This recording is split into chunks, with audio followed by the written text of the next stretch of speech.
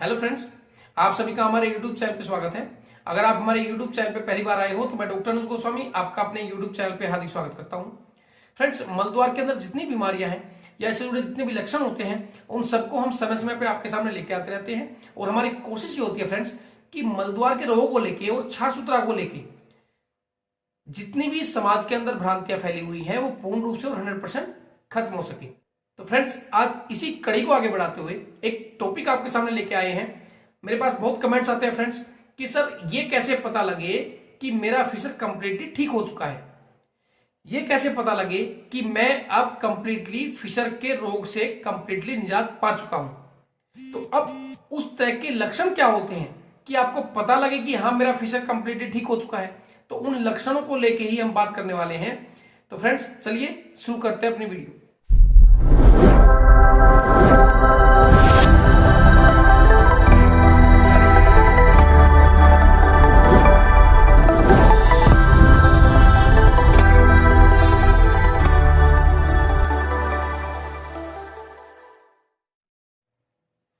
तो फ्रेंड्स, पहले तो आप एक फिशर की आउटलाइन समझ ले, क्योंकि ऐसे व्यूअर्स भी हमारे हैं जो ये वीडियो पहली बार देखेंगे।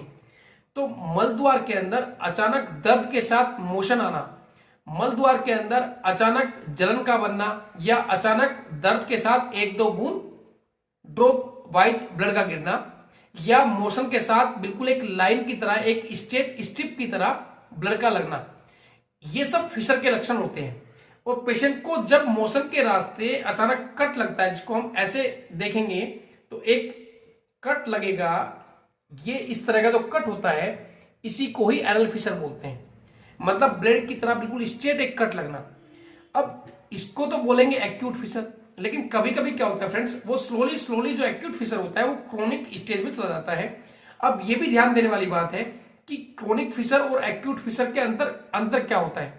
एक्यूट फिशर तुरंत बनता है और क्रोनिक फिशर डिले करने के बाद, जैसे ट्रीटमेंट चल रहा है, डिले हुआ, लंबा ट्रीटमेंट चल रहा है, भाई बीच में ठीक हुआ, फिर ट्रीटमेंट हुआ, फिर लिया, फिर ठीक हुआ, फिर दोबारा ट्रीटमेंट लिया। तो ऐसे मतलब एक रिदम सा बना रहता है कि आज फिशर ठीक हुआ है दवाई लेने के बाद, फिर दोबारा बना है, फिर दोबारा ठीक दवाई मेडिसिन ली, फिर दोबारा हुआ है।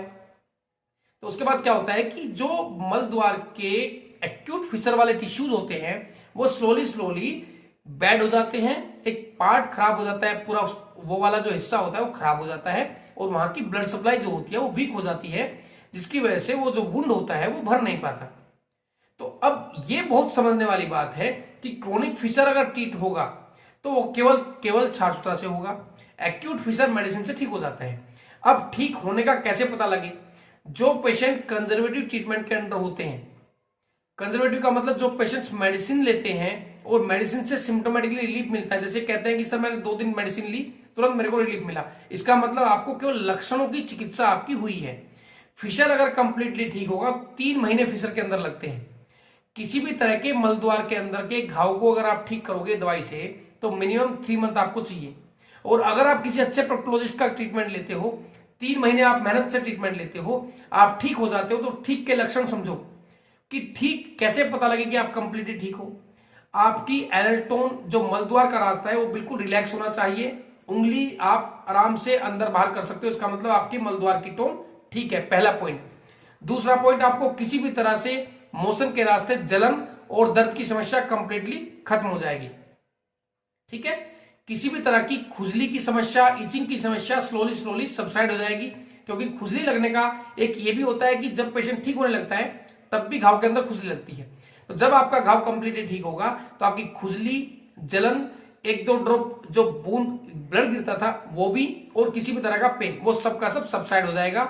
आपके मलद्वार की टोन सबसे इंपॉर्टेंट पार्ट है, मलद्वार की टोन बिल्कुल ठीक हो जाएगी। तो ये तो होता है एक्यूट फिशर के सिम्टम्स कंप्लीटली जब सबसाइड हो जाते हैं, जब पेशेंट बिल्कुल ठीक हो जाता है।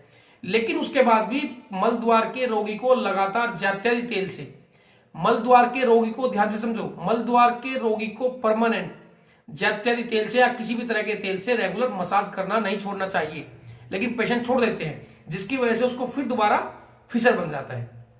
अब क्रोनिक फिशर की जहां बात आती है, जब क्रोनिक फिशर की बात आती है तो क्रोनिक फिशर के अंदर जो वुंड बनते हैं वो होते हैं इन्फेक्टेड वुंड। लेकिन जब छाछ सूत्रा होगा और छाछ सूत्रा का कंप्लीट ट्रीटमेंट होगा और उसके बाद जो नया घाव बनता है उसको बोलते हैं छाछ सूत्रा के द्वारा डेवलप किया गया घाव। और वो घाव, उसके अंदर टिश्यू जो होते हैं वो यंग होते हैं, बहुत जल्दी अच्छी ब्लड सप्लाई की वजह से वो घाव बहुत जल्दी हील हो जाता है। लेकिन एक सबसे बड़ी समझने वाली बात है कि क्रोनिक फिशर के अंदर जब छाछ सूत्रा होता है और जो छाछ सूत्रा कंप्लीट होने के बाद का घाव बनता है उसके अंदर किसी भी तरह का पेन नहीं रहता। घाव तो पेशेंट को रहेगा, थोड़ा टाइम में बढ़ता है वो, लेकिन पेशेंट को किसी भी तरह का दर्द, किसी भी तरह की समस्या बिल्कुल भी नहीं होगी और पेशेंट अपने आप को 100% ठीक समझेगा। स्लोली स्लोली वो जो घाव बनेगा नया वो भी बहुत जल्दी हील हो जाएगा। ठीक है फ्रेंड्स, तो आज हमने जो बात की है वो फिशर को लेके बात किया और उसके ठीक होने के लक्षणों को लेके बात की है। जब पेशेंट को किसी भी तरह की समस्या मल द्वार के अंदर ना लगे, मल द्वार का रास्ता बिल्कुल ठीक हो, जलन, दर्द, किसी भी तरह का ड्रॉप ब्लड का गिरना बंद हो जाए तो उसका मतलब पेशेंट बिल्कुल ठीक है। लेकिन सबसे इंपॉर्टेंट पार्ट ये भी है कि पेशेंट को फिशर अगर हील हो जाता है तो हील करने के बाद भी लगातार मल द्वार के अंदर किसी भी तरह के तेल की मसाज छोड़नी नहीं चाहिए, जबकि पेशेंट छोड़ देते हैं या फिर डॉक्टर की लापरवाही की वजह से डॉक्टर बोलते नहीं है, बताते नहीं है, या कि अच्छे डॉक्टर के पास आप जा नहीं पाते हो जिसकी वजह से आपके फिशर कंप्लीटली हील नहीं होते। तो ये सबसे इंपॉर्टेंट पार्ट है जो आज हमने इसको इस वीडियो के माध्यम से आपको बताया है। तो फ्रेंड्स, किसी भी तरह का आपको फिशर है उसके लिए सबसे पहले तो ये कि आप किसी अच्छे प्रोक्टोलॉजिस्ट से मिले, अच्छे डॉक्टर से मिले, तो आपका समाधान बहुत जल्दी और बहुत ही अच्छी तरीके से हो जाएगा। ठीक है फ्रेंड्स, चलिए अपनी वीडियो को यहीं विराम देते हैं। किसी भी तरह की आपकी क्वेरी हो तो कमेंट कर सकते हैं, हमारे चैनल को सब्सक्राइब करें और हमारी वीडियोस को ज्यादा से ज्यादा शेयर भी कर दिया करें जिससे कि आपके साथ साथ किसी दूसरे का भी भला हो। जय हिंद, जय भारत।